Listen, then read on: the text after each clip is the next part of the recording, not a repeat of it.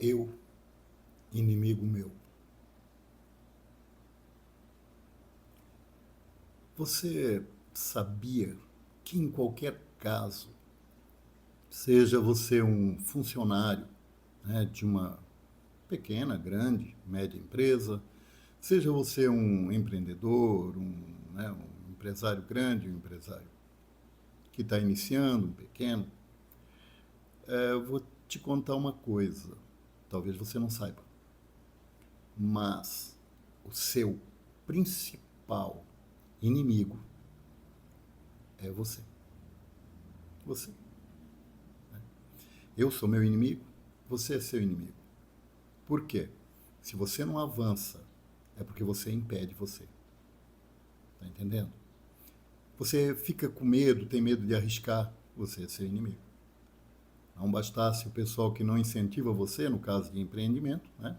Em geral, todos ficam contra, o seu negócio não vai dar certo. É isso que eles dizem. Mas se você acredita e você põe a mão na massa e você entende do riscado, entende do assunto, entende muito bem, você consegue. Você vai para frente. Você vai evoluir, né? Seja você funcionário de uma empresa, seja empresário, seja empreendedor, seja aí um iniciante, um meio, você tem que botar fé em você. Você vai ter que arriscar e ir para frente. Mesmo não sendo um empreendedor, mesmo que você seja funcionário de uma empresa, grande, pequena, você vai ter que arriscar alguma coisa. Você não pode ficar na mesma coisa. Você não pode ficar fazendo a mesma coisa e querer melhorar o seu salário, por exemplo, sua condição de vida. Não existe isso. Ninguém para, ninguém fica numa zona de conforto, de estabilidade, é, e, e, e queira evoluir nesse caso aí, não existe. Não existe para ninguém. Não existe, tá? Então você vai ter que fazer alguma coisa para evoluir. Seja como empresário, seja como funcionário. Você vai ter que fazer alguma coisa. Se você é funcionário, já mencionei no outro vídeo, você tem que colaborar com a sua empresa. Se você não gosta do que faz, procure na sua empresa, quando surge uma vaga de algo que você gostaria de fazer. Isso é excelente, porque além de você contribuir para a empresa e ser um bom funcionário, você vai criar a sua oportunidade. E a empresa vai te dar isso, e cada vez mais, tá? Se você for interessado. É assim que funciona. Não adianta querer diferente. Não adianta querer salário antes e é, retorno para a empresa depois. Isso não existe. Se tem uma coisa que não existe, é isso, tá? Aí, eu não acredito no impossível. Para mim, tudo é possível, tudo. Mas você querer melhorar de salário sem mexer uma palha em favor da empresa e até em seu próprio favor, porque isso favorece mais você do que a empresa, quando você colabora com ela. Então, isso é impossível, né?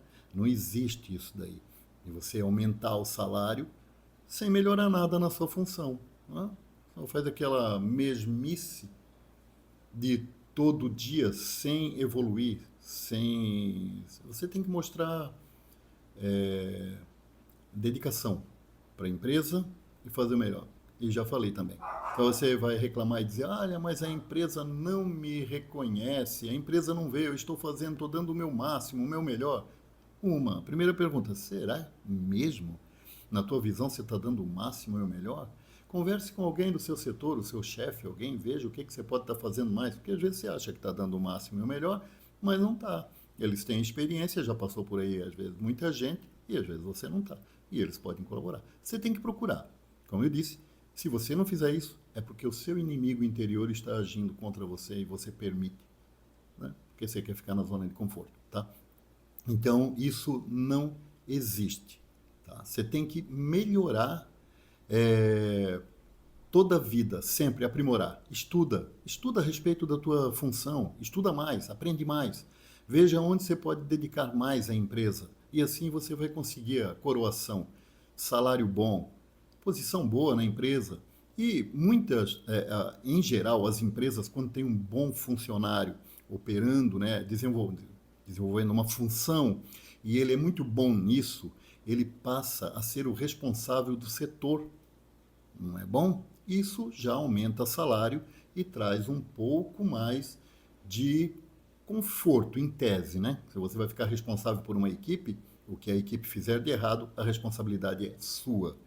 E é sim. Se você é um bom profissional, você assume a responsabilidade, tá? Não tem como passar para ninguém. A sua equipe trabalha de acordo com o que você solicita, com o que você pede, né? Que você é o encarregado, é o encarregado deles para passar essa responsabilidade. E você tem que cobrar isso. Então, se você não cobra, se você não faz, você é o responsável. Se o setor não está evoluindo, você é o responsável, sendo encarregado, né? Não adianta querer responsabilizar o subordinado. Porque se ele não está fazendo bem a função dele, aquela velha história, né?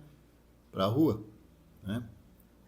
E não adianta proteger ninguém. Proteger dentro da empresa, na empresa privada não existe proteção. Isso só existe né, no serviço público. E um protege o outro, o serviço é mal feito e ainda assim é acobertado, né?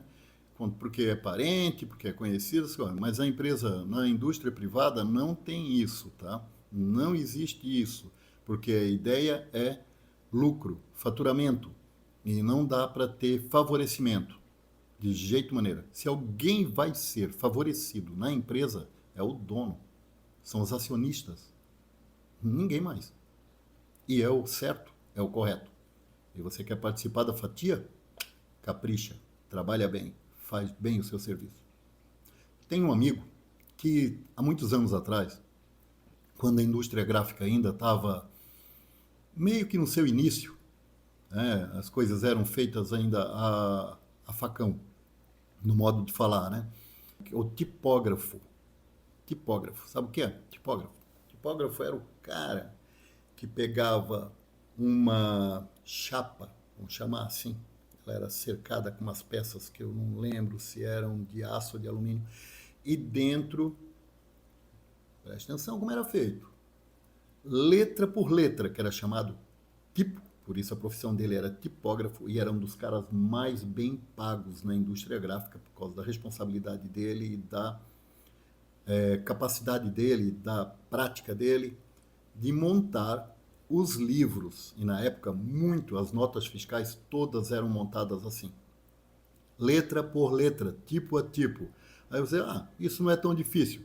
Tá, se ele não tivesse que fazer isso espelhado, ao contrário, os tipos eram ao contrário, você entende? Ele tinha que fazer, porque na hora que imprime, a tinta passa na chapa e vai no papel, aí fica correto, fica legível. Mas ele tinha que fazer ao contrário. Então montava chapa enorme. Livros eram montados assim. Até que veio depois uma invenção lá, que era tinha uma máquina chamada linotipo, que derretia chumbo, fazia o tipo na hora. Tinha um operador que ficava digitando, né? Era o primeiro teclado que eu me lembro que eu conheci, mas deve ter já antes. E ele digitava ali e a máquina derretia o chumbo com aquele tipo que ele digitava. Isso o processo contínuo. Ia caindo nessas chapas aí já pré-montadas. Ainda assim ali tinha erro, que ele errava na digitação, né? Acontecia. Também tinha que fazer muita correção de português, porque o português é muito complicado. Aí faltava um acento, faltava uma coisa e tal, né? Lá no tipógrafo, onde ele botava tipo manualmente também, ele tinha, por exemplo, a letra E, que você faz, que ela usa, às vezes, acento circunflexo, e também tem caso, né, que é alguns eu esqueci aí, mas vamos fazer a letra E, ao invés de E, né? Então, ele tinha dois tipos, um que era a letra E acentuada, a letra E acentuada, que dava o E. Mas vamos lá, era nessa época ainda, e esse meu amigo trabalhava nessa indústria gráfica, e eles precisavam de alguém para corrigir o português no livro. Lembro bem que esse rapaz me confessou, era péssimo em português. Péssimo, péssimo. Não foi mal na escola em português, tal, não é nada. Mas ele precisava melhorar. Estava ganhando o salário mínimo na função dele e ele precisava então melhorar. E o único jeito de melhorar, um salário maior, quase o dobro do que ele ganhava, era para alguém que fizesse correção do livro. Só que tinha que corrigir o livro em, no máximo, 3 dias. Muito bem. E ele era ruim de leitura ainda por cima, né? Não lia nada. Bom, vamos finalizar? Sabe o que ele fez? Ele foi para frente, ele acreditou, ele foi lá e pediu para fazer o teste. E os caras permitiram, né? O diretor da empresa permitiu que ele fizesse o teste. Ele passou num sebo, comprou um dicionário de português, pegou esse dicionário, levou para casa junto com o material do livro impresso, que a princípio eram folhas normais, folhas A4 impressas, ainda não era o formato livro, mas para fazer a correção. E ele levou uma semana. O prazo era 3 dias, ele levou uma semana. Mas ele corrigiu. Só que diante dos outros que participaram do teste, que entregaram com 3 dias, quando ele entregou o dele com 5 dias, a correção dele estava melhor. Não estava ainda 100%, mas estava melhor, certo? E ele conseguiu a vaga. Então, assim, não existe almoço grátis, nada é de graça, você vai ter que batalhar. Batalhar, entendeu? Vai atrás. Você trabalha no que você trabalha hoje, estude mais sobre isso. O que que você faz? Né? Veja aí a sua profissão. Hoje está cheio de vídeo no YouTube ensinando tudo, truques e maneiras de fazer melhor qualquer coisa. Vai fazer melhor, faça mais. Seja uma pessoa diferenciada, seja especial na sua empresa, para você mesmo, isso colabora para você, né? A sua atitude vai melhorar você, você vai melhorar. E depois, você aprendendo bem, eu tendo essa profissão aí, você tem a oportunidade de botar a tua empresa com esse conhecimento todo. Então, se esforce, tá? O status quo não vai mudar. Por isso o nome status quo, o estado que está. Se você não fizer nada, vai ficar nesse estado, nessa condição. Você não vai melhorar. Nunca. Não adianta ficar pedindo. Não adianta pedir a Deus. Deus ajuda quem se mexe, quem corre atrás, quem tem fé. Então, lembra da outra coisa que já falei? Vou repetir muito nos meus vídeos. Nada é impossível. Nada. Nada. Se alguém me provar que algo é impossível, se você acha que algo é impossível, coloca aí nos comentários que eu quero ver o que você acha que é impossível. Me prove que existe alguma coisa impossível, tá?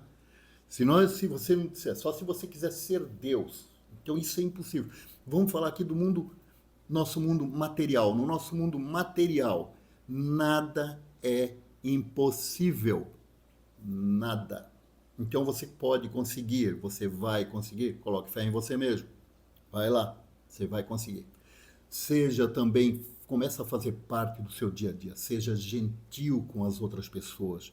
Seja cordial. Agradeça cada ato e cada gesto. Agradeça a moça da limpeza quando passa na sua mesa, no seu setor, ou o rapaz da limpeza. Agradeça a todas as pessoas que colaboram com o seu dia, que estão ao seu lado.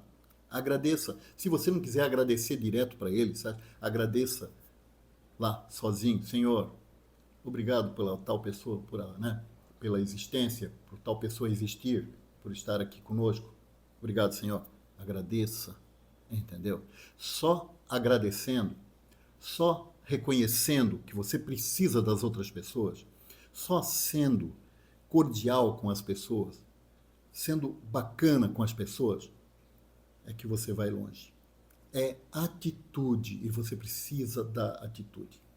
Show? Vá ser um profissional, não importa onde, seja na sua empresa, seja, né, como funcionário, seja como dono da empresa, seja bom, seja profissional.